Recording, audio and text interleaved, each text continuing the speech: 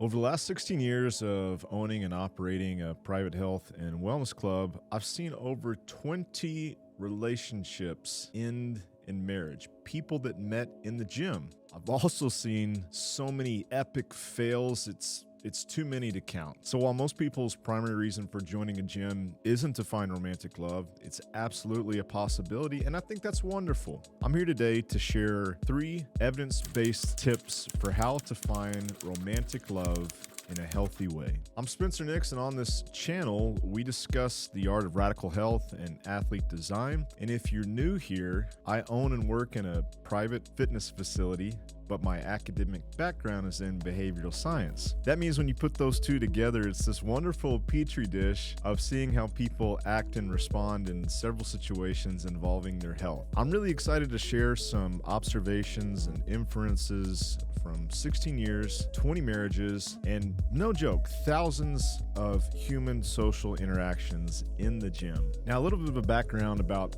how this came to be. I never dreamed I would be talking about this, but yet here we are. I get to speak with lots of people that are single. I get to work with lots of people that are single. And I've come to appreciate how hard it is to find romantic love in the year 2024. Specifically, as I talk to these young men and young women, they tell me how ineffective dating apps can be, or how frustrating rather it can be to solely use those applications to find romantic love. And I get that. When you think about it, you're exposed to way more faces than you would ever hope to meet at one time in a real interpersonal situation. And it's just that. It's a two-dimensional face of a person and a little blurb and description that you're making inferences about this three-dimensional person. Three-dimensional love involves things like vibe, humor, context. In other words, how does he or she behave around others, around family, kindness, intelligence, smell, sound, all the senses. And that's really hard to put in a profile online. I don't think that being on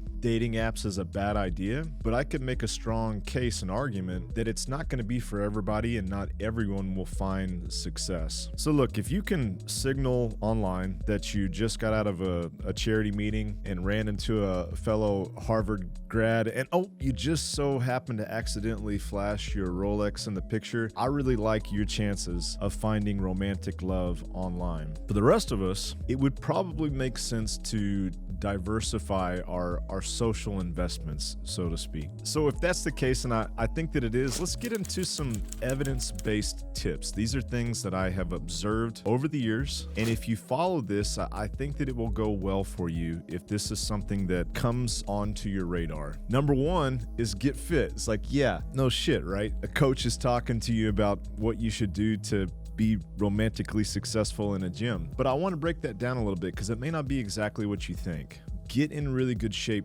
first before you ever think about approaching someone romantically. Nothing can restore or improve your self-confidence than having done physically hard things. Now, I did not say get ripped or get super thin, but rather go through the process of saying that you'll do something and then you did it. Now, step 1A, which I think is even more important, is learn how to like yourself. The gym is full of insecurities. It's full of imposter syndrome. It's full of victim mentality. But I think that the gym, if you approach it the right way, can be a training center to get better at processing anger, processing anxious feelings, learning how to snap out of melancholy faster, overall to get as healthy as you can for the reasons of being better socially. This isn't about a certain body fat percentage or fitness level, but I'm talking about taking yourself to a higher standard of living across the board. What's wonderful is that people in the gym will be watching this transformation happen. I can't think of anything that I've observed over the years that's more attractive than watching someone's self-confidence improve before the eyes of their potential mate. Now, I've also seen incredibly impressive physiques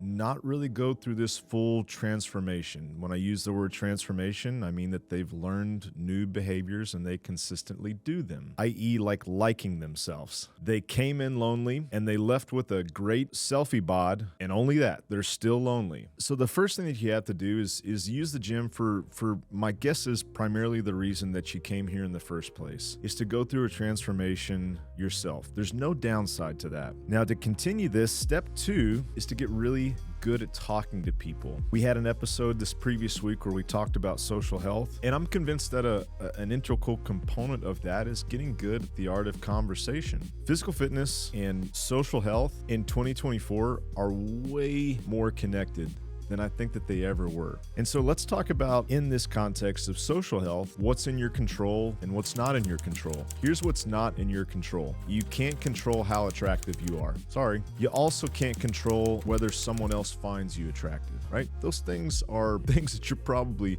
very concerned with, but to a large extent are completely out of your control. Here is the good news and what is in your control. You can control the way that you carry yourself. You can control how nice and polite you are. You can control how well you ask questions to other people, and you can control how often you take your shirt off in a workout.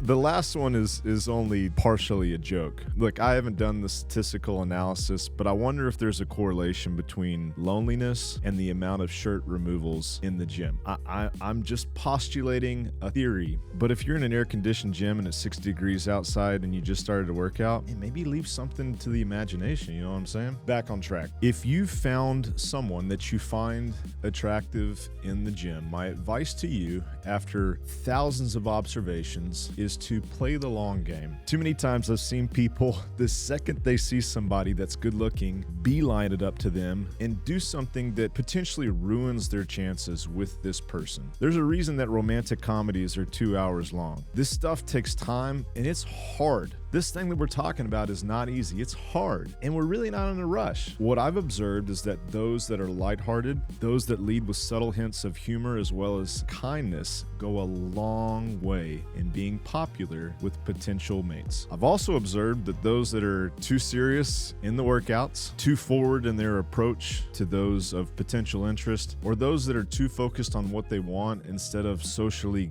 giving are not as successful as they could be. Last evidence-based tip.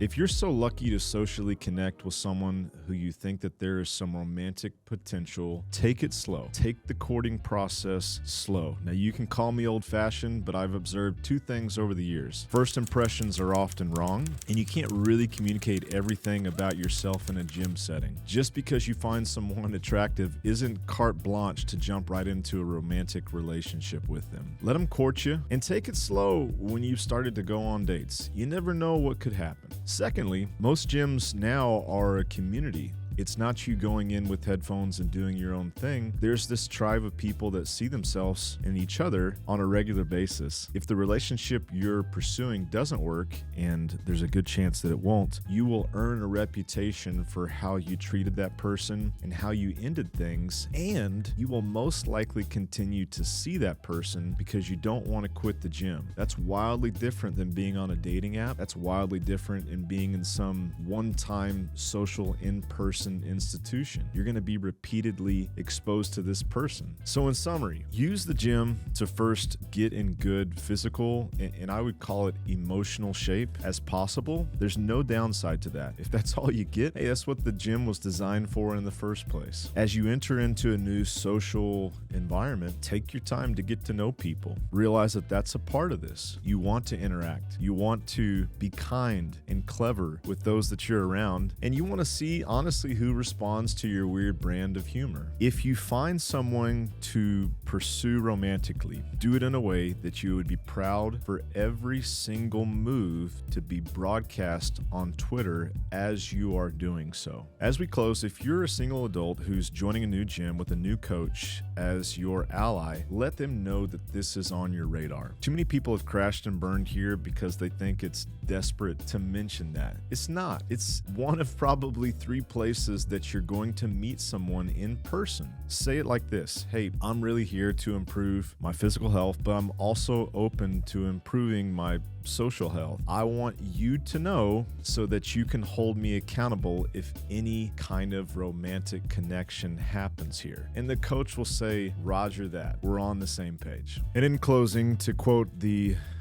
immortal, I believe it was Nietzsche that said this, that love is like a fart. If you have to force it, it's probably crap. So look, if you're out there looking for love in all the wrong places, I hope that you'll join a gym. I hope that you'll consider this something that could potentially be wonderful. But for the love of God, go about it the right way. Follow these tips. That's it. Yeah, that's the power of love.